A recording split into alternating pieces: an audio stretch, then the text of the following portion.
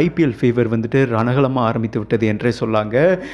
தோனி குறித்து இவ்வளோ விளக்கமாக வந்துட்டு எனக்கு தெரிஞ்சு யாருமே இதுவரை பேசினதில்லை என்று தாங்க சொல்லணும்.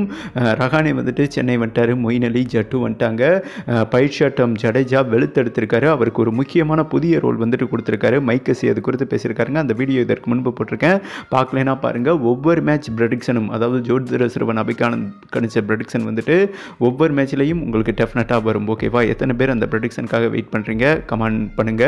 ஓகேங்க, அதாவது சர்துல் தாகூரும் ரெடி ஆகிட்டாருங்க, அதாவது கிட்டத்தட்ட சென்னை வந்துட்டார் என்று தான் சொல்லணும். அவர் என்ன மென்ஷன் பண்ணியிருக்காருன்னா, அதாவது தோனி பின்னாடி இருக்கிற கீப்பர் பண்ணுறாரு இல்லையா, கண்ணை மூடிக்கிட்டு பந்து வீசலாம், நான் கடந்த ஒரு 3-4 வருஷமாக அண்டர் ப்ரெஷரில் தான் விளையாண்டேன், தானே சிந்திக்கணும். இன்னொன்று என்னென்னா, மற்ற கேப்டன்களுக்கும் தோனிக்கும் இருக்கிற ஒரு தனித்துவமான வித்தியாசம், மற்ற கேப்டன்கள் அவங்க என்ன நினைக்கிறாங்களோ அதை வந்துட்டு மற்ற பிளேயர்களும் மற்ற பேட்ஸ்மேன்கள் மற்ற பவுலர்கள் பண்ண நினைப்பாங்க, அதுதான் ஃபெயிலியர் ஆகிறது. ஏன்னா இவர் கேகேஆர் டீமில் விளையாண்டு இவர் ஒரு பவுலராகவே பொருட்டா கருதலைங்க. சேம் டைம் துவச்சி தொங்க விட்டாங்கன்னு வைங்களேன். ராணா கேப்டன் பண்ணார் நம்ம பேனாவுக்கு சரியாக இவரை வச்சு எழுத தெரியலை. ஓகேவா? அதனால் பெயில் ஆகி போயிட்டாருங்க, பெஞ்சில் தான் இருந்தார்.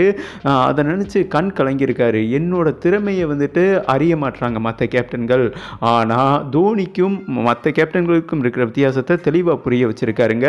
மற்ற கேப்டன்கள் நான் பார்த்த வர, அதாவது அவங்க நினைக்கிறத பண்ண வைப்பாங்க பிளேயர்களை, அவங்க நினச்சதை பண்ணலைன்னா அப்படியே கோவப்பட்டுருவாங்க, டிப்ரெஷன் ஆயிடுவாங்க, அதுதான் ஃபெயிலியர் ஆகுறாங்க. பட் எம்எஸ் தோனி வந்துட்டு அப்படி கிடையாது.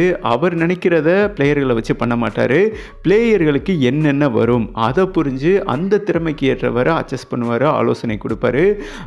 அதுதான் தோனி வந்துட்டு தனித்துவமாக ஐபிஎல்ல ஜெயிச்சிருக்காரு என்றும், அப்படி ஒரு கேப்டன்சிக்கில் மீண்டும் ப்ளே பண்ண போகிறேன், ரொம்ப உற்சாகமாக இருக்குது. தோனி பின்னாடி கீப்பர் பண்ணும்போது நம்ம கண்ணை மூடிட்டு பந்து வீசலாம், மற்ற ஐடியாஸ் ஆலோசனைலாம் அவர் ஆக்யூரேட்டாக கொடுத்துருவார்.